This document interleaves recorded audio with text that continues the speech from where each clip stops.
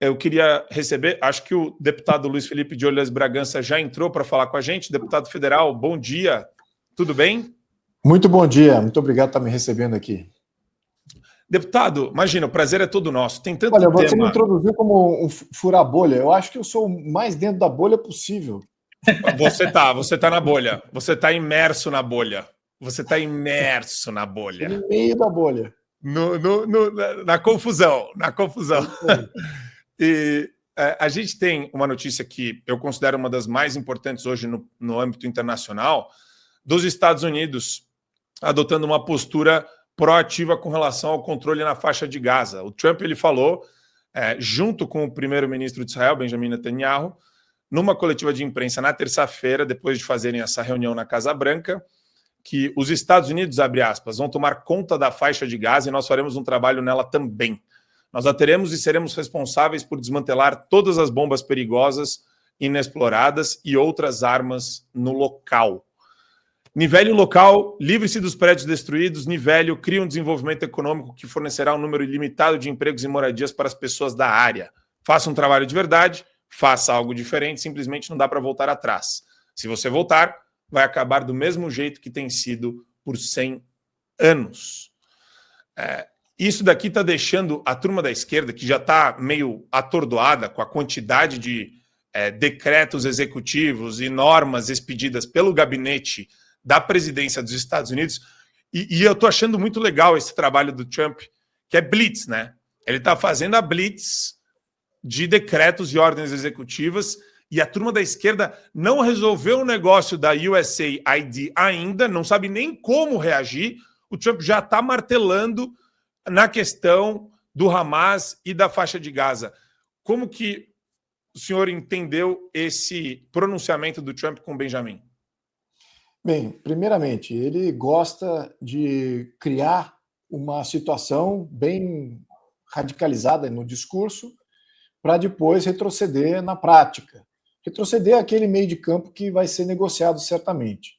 Agora, é importante a gente notar que o Trump tem um plano, né? Ele, talvez, muito do que está acontecendo agora não tenha sido vinculado durante as eleições, mas ele tem um plano. E isso não é um plano só dele, teve uma equipe muito grande durante muito tempo, elaborando todos esses aspectos do que fazer em relações exteriores, o que fazer na questão tributária, no que fazer na questão de subversão de Estado, no que fazer em todos esses quesitos que a esquerda norte-americana construiu nos últimos anos, que também afetou ele na questão de justiça. Então, ele tem um plano para tudo e é por isso que está indo muito rápido. Eu acho ainda que há muita coisa para debelar, e os Estados Unidos é um país privilegiado em termos constitucionais para poder agir. Lá o presidencialismo, ele é diferente dos outros países, sobretudo do presidencialismo brasileiro. Lá o presidente tem poder de interferência, tem poder de mando, e ele... Claro que o Congresso pode revisar isso tudo depois, mas com a maioria que ele atingiu, fica bem difícil do Congresso fazer ter uma postura contrária ou diferenciada. Então lá ele tem esse poder de mando e a Constituição norte-americana permite essas ações. É isso que é interessante. Ao passo que aqui no Brasil, em contraste, o presidente brasileiro é muito constrito com relação às competências constitucionais que ele pode fazer. O parlamento manda mais, só que o parlamento não tem plano nenhum. Então, fica uma ambiguidade aqui. O Brasil é um exemplo de país que não é nem presidencialismo, nem parlamentarismo. Então, não sabemos bem quem é que manda. Lá, quando o presidente ganha, muda tudo. Então, é isso que a gente está vendo. E eles têm amplitude de ação. É isso que é outra coisa que nós, Brasil, não temos. O Brasil está completamente neutralizado nessas questões de soberania nacional, defesa de fronteira, ataque aos nossos inimigos, definição dos nossos inimigos. Nem sequer definimos quem são nossos inimigos. Então a gente está vendo aí um show de estadismo, né? Aplicado pelo Trump em função do privilégio que é o cargo do presidente dos Estados Unidos hoje. A turma do PT está chorando no quarto, na bandeira do Hamas, no lenço, no lenço que eles compraram na Avenida Paulista, lá com o padre Júlio Lancelotti do Hamas, não é isso? Não é a turma que gosta de apoiar o Hamas e as facções terroristas e os ditadores sanguinários. Eles estão malucos. Gustavão, tem uma pergunta para o deputado? Tenho sim, Marco. Deputado, prazer estar aqui com o senhor. Parabéns pela sua atuação no Congresso. O deputado Luiz Felipe é um dos mais preparados, né, disparado, né, da Câmara dos Deputados do Congresso. Um cara que a gente ouve os discursos e sabe que ele estudou para falar sobre aquilo ali. Ele não fala, não repete, né, simplesmente alguma coisa de rede social. Então, tem profundidade nas análises. Eu queria perguntar para o senhor como é que o senhor enxerga, então, essa questão, primeiro, ali da região da faixa de Gaza, da Palestina, se isso, eu estava acompanhando aqui no canal do Likud, já todo mundo, Hamas, dizendo que eles estão colocando mais gasolina no fogo, o Irã se posicionando contra, o próprio Afeganistão, né, por meio dos talibãs, mas são pessoas que são atores que não têm força mais para conseguir lidar, se já não conseguiam lidar com Israel, muito menos agora com esse apoio massivo dos Estados Unidos. O senhor acredita que essa investida do Trump ela pode ser uma retomada dos acordos abrâmicos e tentar pacificar a região? Esse é o primeiro ponto. E um outro ponto seria nessas novas revelações que a gente tem visto, inclusive esse final de semana, no que isso pode interferir a médio e longo prazo aqui no Brasil, né? Se isso pode trazer algum tipo de mudança de cenário para nós aqui. Perfeito. Olha, eu especulo que os Estados Unidos vai fazer um segundo plano Marshall. Ou seja, plano Marshall, lembrando, depois da Segunda Guerra Mundial, foi um plano de desenvolvimento econômico e de infraestrutura que foi aplicado para a reconstrução da Europa após a Segunda Guerra Mundial, Europa e Japão. Então, na minha opinião, é isso que eles vão fazer lá. E lembrando, isso é do ponto de vista material. Então, eles vão ajudar materialmente a reconstruir e erradicar. Teve um período também muito similar ao que houve na Segunda Guerra Mundial, que foi um período de desnazificação das instituições de todos os países da Europa. E é isso que eu acho que eles vão fazer também na questão política. Eles vão desramassificar a Palestina. E ao mesmo tempo, fazer um plano Marshall de desenvolvimento econômico e de infraestrutura. E completamente neutralizar a Palestina, que hoje está sendo usada como trampolim de interesses não ocidentais para desestabilizar o Oriente Médio. Ninguém quer a estabilização do Oriente Médio, ninguém dos países ditatoriais, né, o eixo China, Rússia, Irã, eles não querem que o Oriente Médio se pacifique. E eles estavam atingindo essa pacificação. Israel estava à beira de fazer uma parceria com a Arábia Saudita, assim como a Jordânia, assim como o Egito. Então você veja que já estavam maturando essa pacificação. Então eles criaram essa ebulição, aquele ataque que ocorreu terrorista em Israel, por parte do Hamas, atravessando fronteira e matando um monte de inocente, exatamente para desestabilizar mais uma vez a região, por causa dessa questão de petróleo, de questões geopolíticas e de controle regional. Então a gente vê, e os países árabes que estão lá, eles querem a pacificação, a verdade é essa. Então eu vejo que a Palestina ela precisa dessa intervenção, exatamente porque a população é completamente empobrecida, não tem como se defender, e o que acontece? O único vetor de Estado, a única presença de organização de Estado lá, é o grupo terrorista do Hamas. Então uma parcela expressiva da população, ela é favorável ao Hamas, ela nunca viu outra coisa a não ser a presença do Hamas, desde a doutrinação das escolas. Isso é um efeito horrível. Sem uma intervenção externa, como aconteceu na Europa no pós-guerra e no Japão também, você não consegue mudar esse contexto. Você se torna um Estado falido, como é hoje, por exemplo, a Somália, a Líbia, a Síria, como está se transformando a Venezuela. São estados falidos, né? Estados fracassados, em que você não tem uma sociedade condizente com o contexto nacional e você não tem um Estado que representa essa sociedade. Fica um Estado tirânico, narcotráfico, criminoso, terrorista, que acaba dominando. As gangues passam a ser mais importantes do que qualquer Estado de direito. Então, temos que evitar isso na Palestina. Eu acho que é isso que o Trump vai fazer junto com Israel, é óbvio. Então, é isso que eu prevejo indo adiante. Só tem um superchat aqui que eu queria ler. A gente tem um combinado com a nossa audiência de ler acima de 50 e a partir de 10 no final do programa. A partir de 50 a gente lê durante. O Kleber Sanches mandou aqui: salve, Dom Luiz, quero o senhor para a presidência do nosso país. E uma carinha feliz aqui. Eu gosto muito de debater com o Luiz Felipe, o deputado federal Luiz Felipe, a reforma do judiciário que a gente precisa fazer. E eu acho, deputado, que a gente precisa aprofundar muito esse debate dentro da própria direita, porque muita gente, às vezes, subestima, não entende os mecanismos do sistema de justiça, os pontos nevrálgicos dessa cirurgia reformista que tem que ser feita com muita precisão no sistema de justiça. Didi, tem uma pergunta para o nosso deputado federal, Luiz Felipe? Se for possível, eu gostaria sim. Gostaria de trazer um pouco aqui para a nossa seara aqui do Brasil, né? O senhor já falou aí bastante da política internacional, mas eu queria saber do senhor se o senhor vê a possibilidade de um curto período de espaço de tempo que o presidente Bolsonaro, o maior líder da direita nacional, ele seja reabilitado para poder concorrer em 2026. O senhor enxerga essa possibilidade em curto prazo, em médio prazo? O senhor acha que ele estará na cédula eleitoral em 2026? O senhor está trabalhando para isso? Como é que está essa situação aí no Congresso, por favor, deputado? Sim, olha, essa possibilidade, na minha opinião, existe, ela é tangível, e é exatamente por isso que eu acho que o sistema está reagindo, né? O sistema está se protegendo contra essa possibilidade. Então, eu acho que sim, eu acho que existe essa possibilidade. É o líder natural, incontestável, não há o que discutir.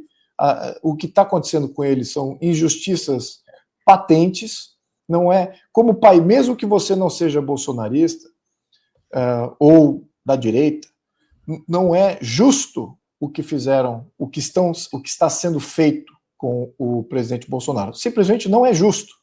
E você caminhar adiante, assumindo que não, então tá bom, vamos manter essa injustiça de eliminar ele do jogo político e vamos adiante que vai estar tudo bem. Não vai estar tudo bem. Isso é ruim para o Brasil. Não é bom você ter essas grandes injustiças sendo cometidas com líderes políticos naturais e não deixar o pleito e o processo eleitoral ser executado da forma que nós todos acreditamos que deve ser conduzido.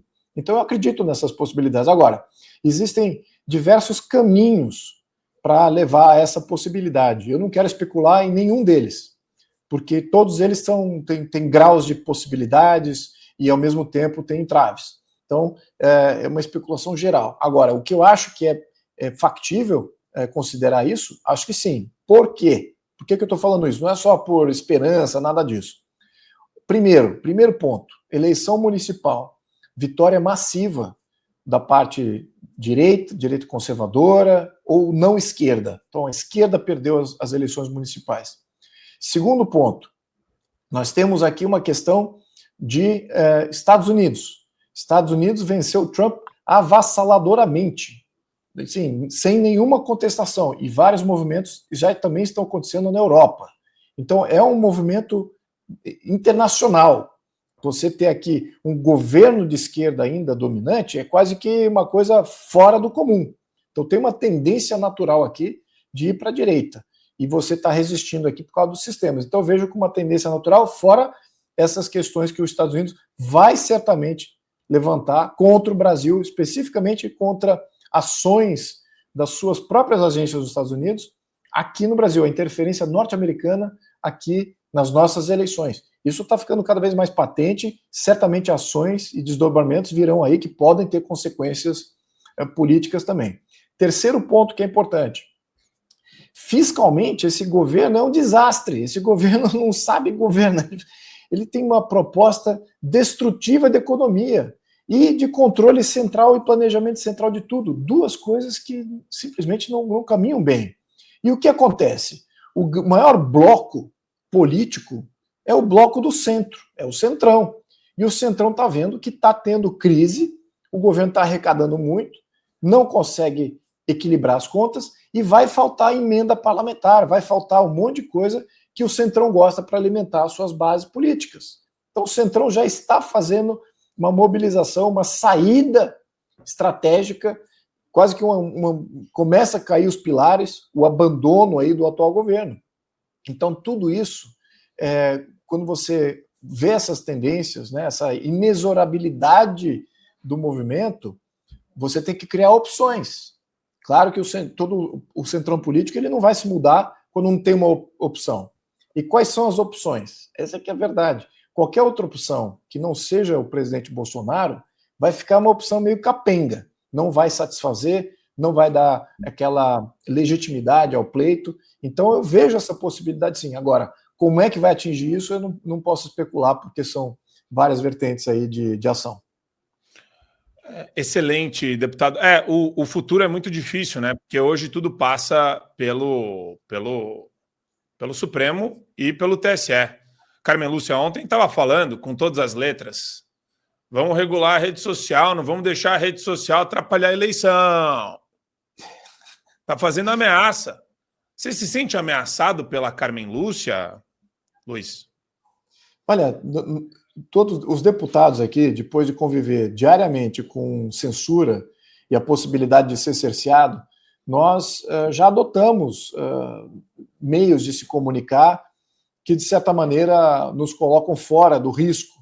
Mas, mesmo assim, lá no início, nós nos expusemos, né? Eu estou em alguns processos até pelo STF, e certamente muita coisa a gente não pode se pronunciar, e sobre alguns temas não podemos nos pronunciar. Mas o que está acontecendo? Mais uma vez, os Estados Unidos estão levantando uma série de dados e uma série de informações, divulgando isso.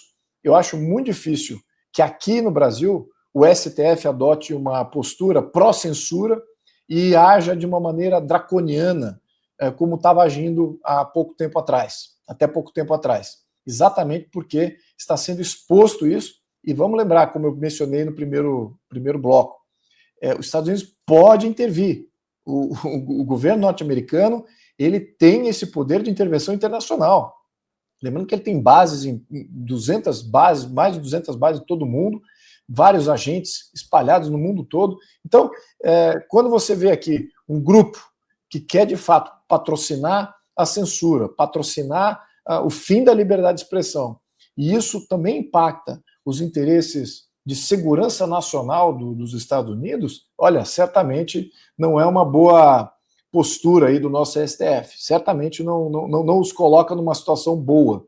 E é por isso que eu acho que essa ação dos Estados Unidos externa, nesse quesito, pode limitar muito o que o STF pode fazer aqui internamente, exatamente para evitar um confronto direto.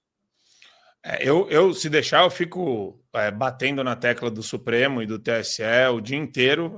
Tem muita coisa para falar, mas tem um projeto de lei também do deputado Luiz Felipe que é bem interessante sobre a questão tributária, né? Então, emissão de títulos por pequenas empresas. E a ideia promovida pela Frente também, que você lidera, Luiz, a Frente pelo Livre Mercado, defende que investimentos sejam isentos de imposto de renda. Como que funciona? Vocês têm... esse projeto está bem articulado, foi debatido, existe um espaço para pautar isso daí? E outra, vai ter também... Eu vou juntar essas duas perguntas, né? Coisas boas e coisas ruins. Vocês estão preparados para a artilharia do Supremo e do Executivo Federal nesse começo de ano? Que eles já estão querendo trazer um novo PL da censura... Quer dizer, existe espaço para tramitação de projetos que aliviem um pouco para o povo brasileiro e, ao mesmo tempo, se defender, se escudar de tudo que vai vir? Muito bem. Bom, vou responder essa última pergunta primeiro.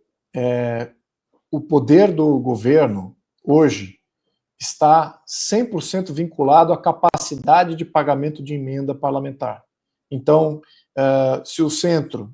O sistema, aqueles deputados e partidos que defendem o sistema, se eles forem bem alimentados com emendas, e nós sabemos que há um problema com isso, exatamente porque o governo está deficitário, não tem dinheiro para pagar, então, mas se eles arranjarem de alguma maneira mágica dinheiro para pagar as emendas, muitos desses projetos podem vir à tona sim, né? Eles têm feito essas interferências financeiras para comprar todas as reformas tributárias, desde o fim do arcabouço fiscal, do teto de gastos, até todas as revisões, a questão do CARF, também a criação do arcabouço fiscal e a reforma tributária. Eles pagaram o Congresso para não debater e aprovar no tapetão, né, ultrapassando qualquer discussão em comissão.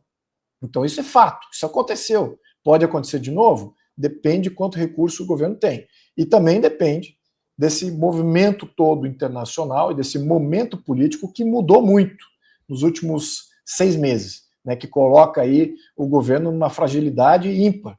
Na nossa opinião, especificamente na minha opinião, o governo acabou. A oposição já está lendo exatamente isso. Se o governo não paga, o governo não existe. Então está numa situação muito precária e está só dependendo do STF nessas questões para imposição e talvez até para fazer algum tipo de ameaça contra o legislativo. Então é isso que está acontecendo em termos de poder de barganha do governo. Então pode ser que venha alguma coisa mais draconiana se eles arranjarem dinheiro para comprar o Congresso. E o Congresso, acho que vai ficar mais caro o ticket do Congresso exatamente porque politicamente o governo está muito mais fraco. Então o passe e a compra dos deputados fica mais cara ainda. E sobretudo com a opinião pública já contra. Então essa é a minha leitura aqui. Eu vejo que depende de arranjar dinheiro. Se não tiver dinheiro, certamente não vai passar e não vai ter sucesso se for pautado. Exatamente porque ele não vai ter poder de compra. Na questão econômica, olha, tudo que nós pautamos pela Frente Parlamentar do Livre Mercado, que eu sou presidente até o ano passado, ou vamos passar a tocha esse ano, são medidas que até ajudariam o governo, ajudariam até a dinâmica econômica, que o governo não sabe bem como gerir isso. O governo não entende que regulamentação de atividade econômica significa menos atividade econômica. Não significa mais atividade econômica, significa uma atividade econômica segura, não significa nada disso, significa menos oportunidades, menos investimento, menos empregos. Então, o que acontece? Todos os projetos que nós temos colocado é para desburocratização de um lado e também para redução de incidência fiscal de maneira destrutiva que existe hoje. Então, muitos mercados que deveriam existir no Brasil não existem, simplesmente porque criaram uma regulamentação utópica. Então se for para operar no Brasil, tem que operar assim, assim, assado, pagando esse tributo, pronto, ninguém opera. E você fica sem o mercado, você fica sem o investidor, fica sem os empregos e as oportunidades. Então, o Brasil ainda precisa de um grande choque de livre mercado, um grande choque de desregulamentação do mercado, dos mercados capitais, para todo mundo passar a depender menos, e vários setores importantes da economia começarem a olhar para o mercado e não para o governo como solução. Vou dar só uma extensão aqui desse comentário. Vamos olhar, por exemplo, o agronegócio. O agronegócio, ou os caminhoneiros, ou vários outros segmentos da economia. O agronegócio, quando tem um problema, qual é o recurso dele? Ele vai lá, não, o governo precisa liberar, o governo precisa dar um fundo, o governo precisa... Não é por aí. O agronegócio precisa estar exigindo a criação de um mercado de capital próprio do agronegócio. O país, Brasil, é um dos líderes do agronegócio. Por que o preço das nossas commodities, que é soja, tudo que a gente faz, do minerais também, é tudo precificado fora do Brasil? Porque lá os mercados são liberalizados. Aqui não. Então, como não temos mercados liberalizados, formação de preço, a capitalização, captação de recurso, financiamento, novos entrantes, novas empresas entrando, não tem um ecossistema saudável para poder operar. Então eles não têm essa opção do mercado. Então fica aí na dependência do governo. Veja que loucura. Então a gente precisa, de fato, liberalizar. O próprio governo nem sabe como isso poderia ajudar ele, mas certamente esse governo, na minha opinião, não temos que insistir mais em ensinar o beabá. É só com outro governo mesmo. Temos que sair com esse governo. Excelente. Didi, tem mais uma? Sim, se for possível, eu gostaria de perguntar aí ao deputado. Parece que existe uma articulação correndo nos últimos dias no Congresso, uma iniciativa do Gustavo Gaia, que seja investigada a USAID e os seus tentáculos aqui no Brasil, que parece que financiaram aí diversas organizações, né, que ajudaram, no final das contas, a que Bolsonaro não se reelegesse. Inclusive, o Mike Pence disse com todas as letras que se a USAID não existisse, Bolsonaro estaria reeleito e também a censura na internet não aconteceria. O senhor já assinou essa CPI, deputado? E como é que está o andamento dela aí? Já assinei a CPI, uma iniciativa excelente do Gaia e vários deputados.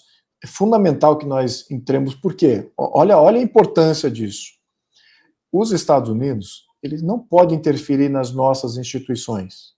Ele pode interferir na ação nociva de um ou outro agente que agiu contra os interesses dos Estados Unidos, ou agiu contra até a população brasileira, se por acaso fazemos parte aí de um acordo internacional de proteção. Então, tem muita coisa que cabe a nós, que cabe à nossa ação, às nossas instituições. E fazer uma CPI é o início de você deixar bem claro o que aconteceu e quem que são os culpados, quem são os recipientes dessa interferência, quem são os agentes aqui no Brasil, porque, de fato, isso é uma violação constitucional, legal, isso coloca em xeque todo o sistema. Então, nós temos que ter um respaldo institucional do Brasil, porque, por mais que eles possam agir de fora, em alguns agentes aqui do Brasil, eles não podem agir nas instituições. Então, as instituições precisam convalidar de que, de fato, houve essa interferência, que os agentes que os Estados Unidos está dizendo que interferiram, de fato, a gente convalida isso, e é o nosso sistema judicial realmente recrimine se por acaso nós auferimos a mesma culpabilidade. Então, isso é institucionalização. Muitos países não têm essas instituições que o Brasil tem. O Brasil tem, só que sabemos que elas estão aparelhadas, temos instituições fragilizadas, ideologizadas. Então, isso aqui é um grande problema. Mas o desafio é interno, mesmo em países como, por exemplo, a Venezuela. O Maduro está lá ainda. Cuba está lá ainda. Nicarágua agora virou um presidencialismo hereditário, né? Colocou a mulher lá com uma família. E qual a interferência que os Estados Unidos pode fazer institucionalmente? Nada. Ele pode talvez criminalizar um ou outro agente, o próprio presidente até. Mas mudar as instituições e as práticas, isso cabe ao brasileiro e aos representantes e às instituições brasileiras. Então, está certíssimo o Geyer, começa como CPI, e olha, se Deus quiser, as nossas instituições, que eu sei que tem muita gente boa dentro das instituições brasileiras, muitos no sistema judiciário que se sentem acuados, ameaçados por essas cúpulas que foram nomeadas aí de fora. Então, os juízes de carreira são quase que ameaçados a sempre acatar essas medidas que estão vindo aí por esses nomeados no sistema.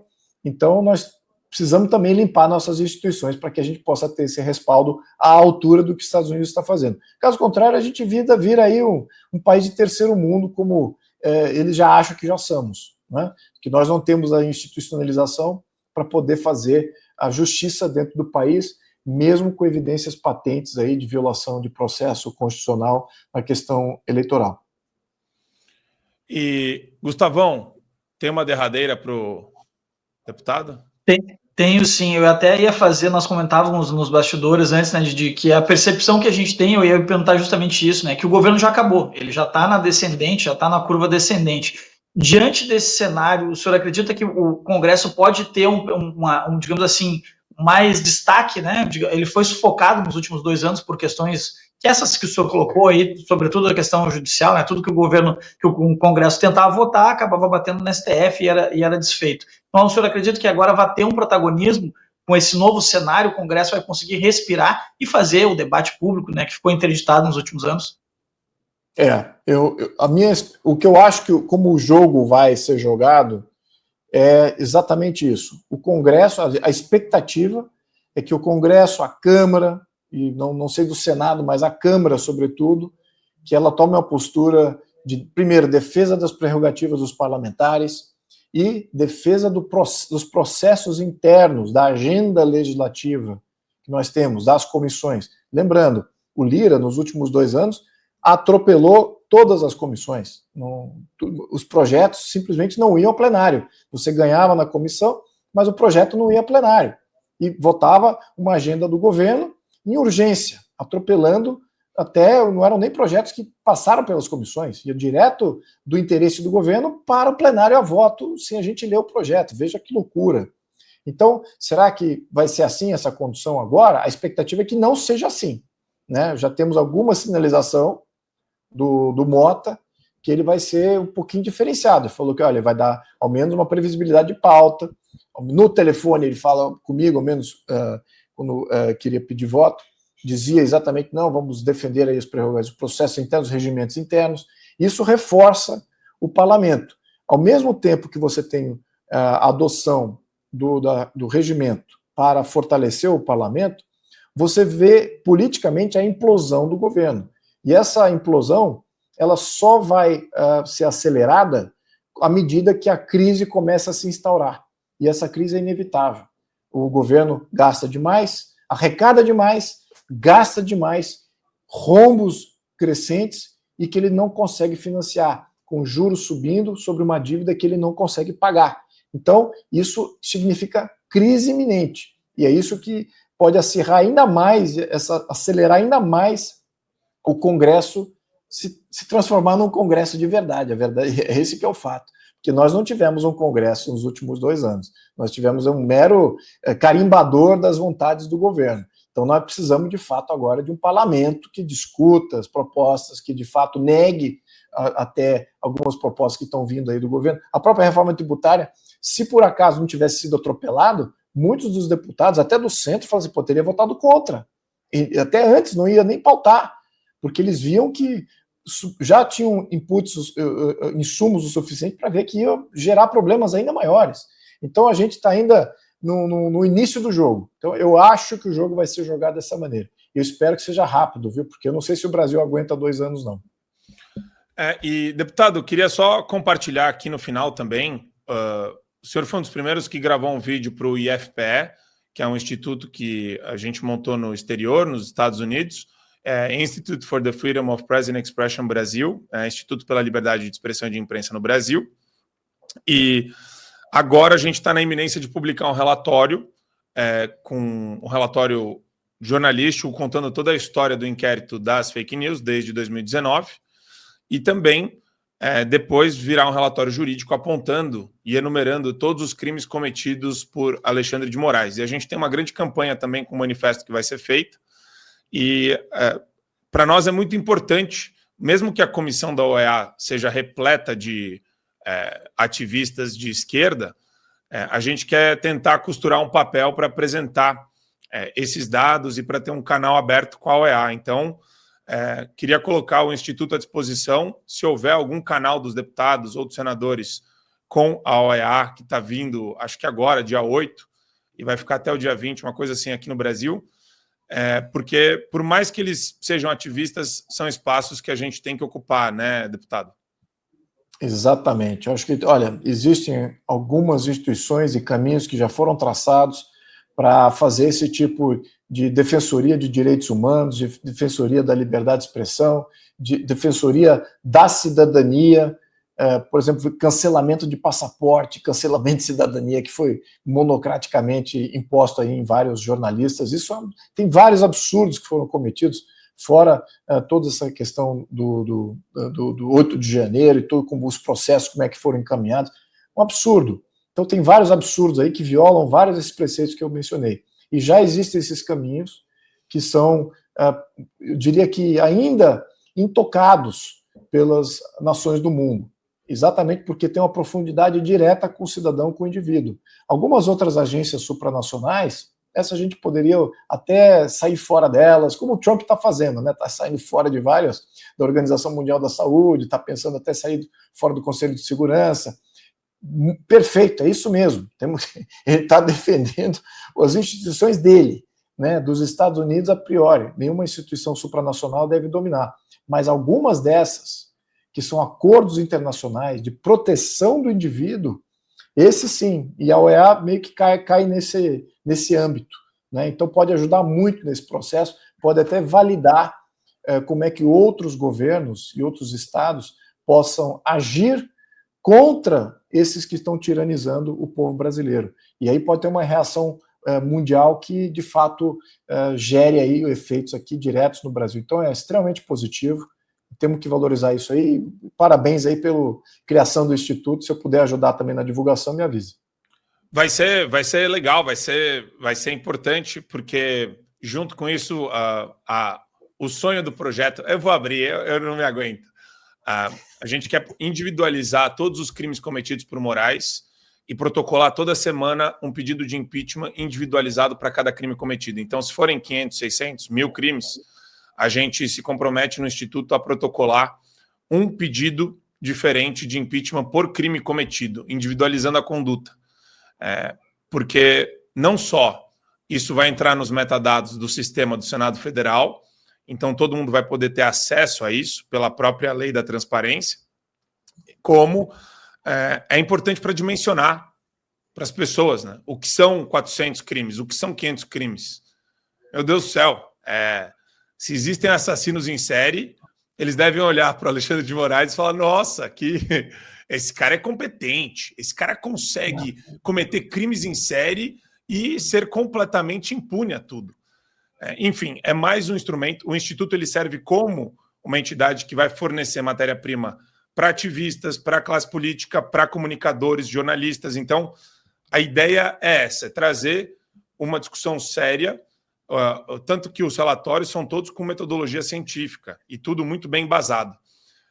Mas eu queria, deputado, agradecer toda a sua ajuda nas comissões, nas viagens internacionais e, claro, para as iniciativas que a gente adota, porque, para nós, elas são sempre muito bem-vindas e necessárias nesse trabalho de conscientização que a gente está fazendo. E obrigado por achar aqui um espacinho para falar com a gente no Show da Manhã, deputado. Ótimo, eu que agradeço o convite. Se fizer mais convites, apareço mais. Então, muito obrigado por estar me recebendo aqui. Obrigado aí a todos. E aqui, todos os livros do deputado estão na livraria do Fio Diário. Então, quem não comprou, aproveita agora, né? Tem o QR Code na tela. Os 7 Poderes, o Brasil no século XXI, porque o Brasil é um país atrasado, Império das Verdades, Antes que Apaguem, A Libertadora, Uma Constituição para o Brasil, todos os livros do deputado federal Luiz Felipe de Orleans e Bragança, que são excelentes. Obrigado, deputado. Um ótimo dia.